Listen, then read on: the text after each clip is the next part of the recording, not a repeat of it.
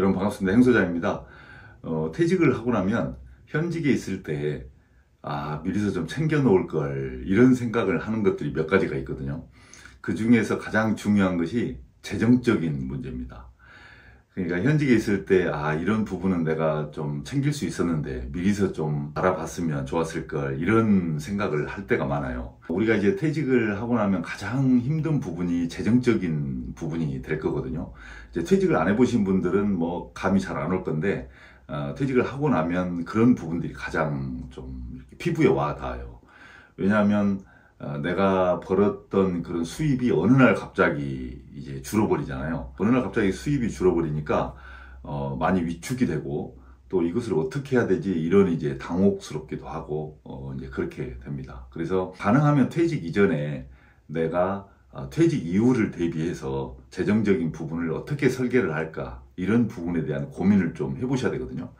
그래서 오늘은 퇴직을 앞두신 40대 50대 분들을 대상으로 퇴직 이전에 이것은 꼭 챙겨라 라고 하는 6가지를 제가 말씀을 드려볼 테니까 꼭 한번 체크를 한번 해보시기 바랍니다. 그래서 부족한 것이 있으면 지금부터라도 준비를 해서 퇴직 이후에 큰 경제적인 어려움 없이 그렇게 지낼 수 있도록 그렇게 했으면 좋겠습니다.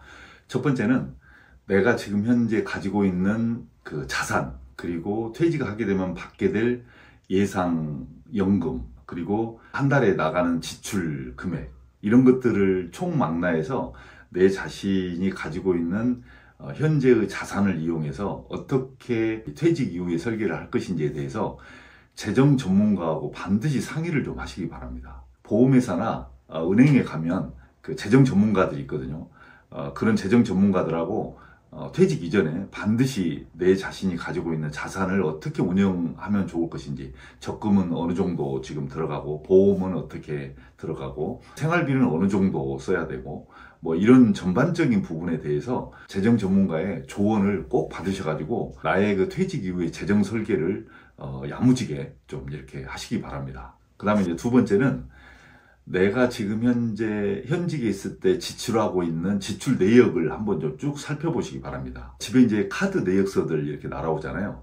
그러면 카드 내역서들을 이렇게 쭉 한번 봐보시면 불필요하게 나가는 지출들이 있어요. 예를 들어서 과도하게 나오는 핸드폰 비용이라든지 또는 뭐 인터넷 비용이라든지 또는 어쨌든 간에 오프라인이나 온라인 상에서 나가는 여러 가지 그런 그 스트리밍 관련된 비용들, 이런 청구하는 금액들이 은연중에 이렇게 몇만 원, 몇천 원씩이라도 있거든요.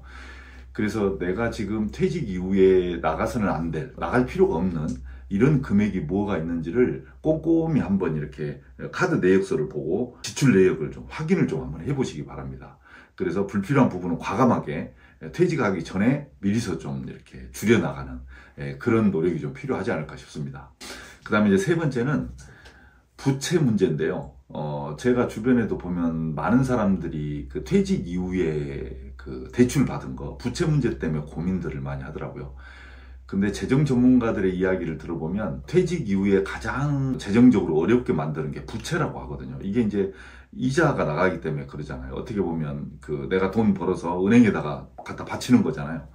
그래서 퇴직 전에 가능한 최선을 다해서 빚을 반드시 청산을 하시기 바랍니다.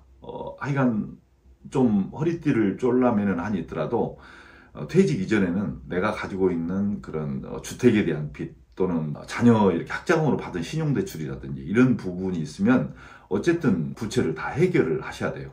그런데 만약에 해결을 못한다, 도저히 못하겠다 싶으면 이자율이 높은 것부터 하나씩 이렇게 좀 해결을 해야 됩니다. 퇴직 이후에 많은 사람들이 이 부채 때문에 정말 힘들어하는 경우를 제가 많이 봤거든요. 근데 사람들이 생각은 있어요. 내가 퇴직 이전에 부채는 다 해결을 해야지. 그런데 그거를 깊이 생각을 하지 않고 뭐 이제 이렇게 어떻게 되겠지라고 하다 보면 어느 날 갑자기 퇴직 때가 돼버리고 결국에는 조금 받은 그런 퇴직 일시금이나 이런 퇴직금을 가지고 그걸 갚아야 되는, 그러면 이제 그 이후에 나한테는 이제 현금 자산이 전혀 없어버리는 이제 이런 현상이 일어나거든요. 그래서 어쨌든 조금 무리한 이야기인 것 같지만 허리띠를 졸라매서라도 빚 청산을 다 해라, 이런 말씀을 드리고 싶어요. 그리고 이제 네 번째는 비상금 확보하기입니다. 이 말은 무슨 말이냐면 이제 나이가 먹어가면 먹어갈수록 집안에 이제 대소사들이 있단 말이에요. 몸이 막 갑자기 아프다든지 이런 경우도 생기고, 또 현직에 있을 때는 필요하면 은행에서 얼른 대출도 가능했거든요. 근데 퇴직하고 나면 대출 안 해줍니다. 그러니까 옛날에 대출은 내가 등 뒤에 회사라고 하는 큰 어떤 덩어리가 있었기 때문에 그것을 보고 해준 거거든요. 근데 퇴직하고 나면 은행에서 대출 갚으라 그래요, 오히려. 그래서 퇴직하기 전에 내가 한 달에 쓰는 금액이 얼마다 라고 정해지면 그 금액의 6개월치 정도는 최소한 비상금으로 현금 확보를 해 놓으시기 바랍니다. 의외로 사람들이 이제 퇴직하면 퇴직 일시금도 좀 받고 하니까 그걸로 좀 해놓으면 되겠지라고 싶은데, 막상 퇴직하고 나면 그런 돈들이 쓸 데가 많아요. 그래서 목돈으로 남지가 않거든요. 그래서 그것은 별도로 퇴직 이전에 내가 비상금을 확보한다 이렇게 생각을 하고, 정기 예금으로 넣어놓지 마시고 언제든지 빼서 쓸 수 있는 계좌에다가 이렇게 입금을 해놓도록 그렇게 하기 바랍니다. 그래서 비상금 반드시 6개월치 준비해라, 이 말씀 드립니다. 그리고 이제 5번째는 건강보험 챙기기입니다. 우리가 이제 퇴직을 하고 나면 보통 직장 의료보험은 직장에서 어느 정도 보조를 해주니까 생각 없이 지내면서 내 이제 건강을 이렇게 병원에서 케어할 수가 있었거든요. 근데 퇴직을 하고 나면 이제 그런 것이 다 끊어지고 내가 직접 이제 지역 의료보험에다가 내 재산, 자동차 뭐 이런 것에 준해서 이제 의료보험비를 내야 되거든요. 이게 이제 만만치가 않아요, 의외로.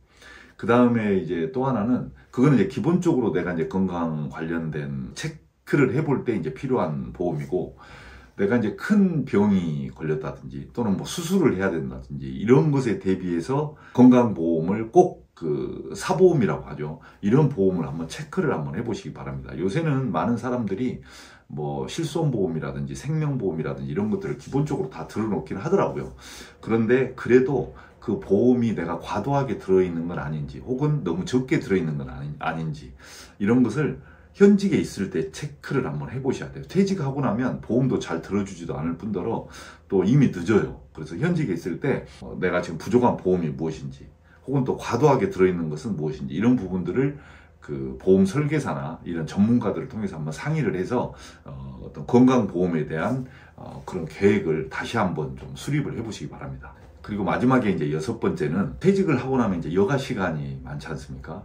그래서 집에만 이제 이렇게 있을 수는 없잖아요. 내가 뭔가 좀 활동도 하고, 뭐 그게 돈벌이가 됐든 아니든 그건 상관이 없어요. 어쨌든 활동을 하고 어딘가에 이제 내 몸을 좀 움직여야 되는데, 근데 그 여가를 찾을 때 돈이 들지 않는, 돈이 가능한 조금 들어가는 그런 여가 활동이 뭐가 있는지, 이런 것을 한번 고민을 해보시기 바랍니다. 특히 내가 적성에 맞는, 내가 또 하고 싶은. 근데 이제 어떤 사람들은 퇴직을 하고 나서 여가를 즐겨야 되니까 경제적으로 아무 생각 없이 사람들하고 막 어울리는 경우가 많아요. 그런데 사회가 워낙 냉정하고 아무리 친한 사이라도 냉정해요. 그러다 보니까 나와서 내가 좀 못 산다, 힘들게 산다고 해서 누가 뭐 친구들이나 주변에 있는 사람들이 막 도와주고 너는 아무 때나 와 이렇게 해주는 그런 사회가 아니거든요. 퇴직 후의 생활은 정말 냉정합니다. 이 사회가 냉정해요. 그래서 내가 내 스스로 여가 활동을 즐길 수 있는 여건을 만들지 않으면 누구도 나를 불러서 여가 활동을 같이 하자고 절대 하지 않습니다. 그래서 내가 이제 퇴직 이후에는 경제적으로 어쨌든 간에 조금 부족한 상태니까 가능하면 돈이 들지 않는, 그러면서도 내 자신을 좀 지루하게 보내지 않는 그런 여가 활동이 뭐가 있을까, 이것을 한번 고민해 보시기 바랍니다. 이거를 퇴직 이후에 하시면 너무 늦어요. 퇴직 이전에 최소한 그래도 40, 50대에서는 취미 활동이라든지 아니면 내가 건강을 유지하는 활동이라든지 이런 부분들을 고민을 좀 해보셔야 돼요. 그래서 돈이 들지 않는 여가 활동이 뭐가 있는지 이 부분에 대해서 한번 고민을 해보시기 바랍니다. 오늘은 퇴직 이전에 꼭 챙겨봐야 될 그런 재정적인 부분에 대해서 제가 이제 6가지를 말씀을 드렸어요. 하나하나가 퇴직을 하고 나서 보니까 중요해요. 근데 저는 사실 그걸 누가 가르쳐 주는 사람도 없고, 또 물론 생각을 하긴 했지만 막상 이렇게 퇴직하고 나니까 퇴직 전에 좀 챙길 걸, 이렇게 이제 후회스러운 부분들 또 몇 가지 있고, 이제 저도 그러더라고요. 그래서 여러분들은 퇴직 이전에 제가 말씀드린 이 6가지에 대해서 한번 꼼꼼하게 챙겨서 내가 재정적으로 너무 많이 나간 부분은 좀 줄이고, 그 다음에 좀 부족한 부분은 조금 이렇게 채우고, 이렇게 해서 어떤 재정적인 부분을 좀 알차게 프로그램을 잘 짜서 퇴직 이후에 경제적으로 쪼들림이 좀 덜한 생활, 이렇게 좀 여유로운 생활이 될 수 있도록 그렇게 했으면 좋겠습니다. 자, 오늘은 여기까지 하겠습니다.